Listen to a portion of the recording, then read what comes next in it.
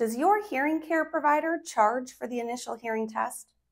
Hello, friends. I'm Dr. Maria Morrison, audiologist. I am your expert in hearing healthcare. Now, today's video is the first of a three-part video series to help you know how to find a good quality hearing care clinic. Now, you might not like the information I'm about to go over, but please, I want you to really think about this.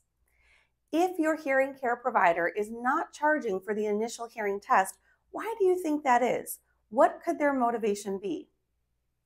Perhaps because they're more motivated to sell you a hearing aid than they are to actually treat your hearing loss. Hearing healthcare is so much more than just hearing aids. Treating a hearing loss is a rehabilitative process. It is not a quick fix. It requires professional knowledge and expertise to ensure you are always hearing at your very best.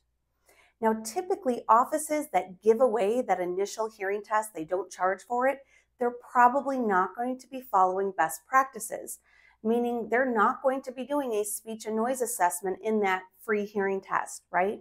They're not going to be doing lifestyle or hearing handicap inventories to determine where your hearing loss is causing you difficulties. Typically, these offices are more interested in getting you in to sell you a hearing aid and quickly getting you out so they can sell to the next person. Now, in tomorrow's video, I'm going to go over 4 questions you should ask before scheduling that initial appointment. These 4 questions are going to help you weed out offices you don't want to work with. So be sure to follow for these videos on hearing healthcare.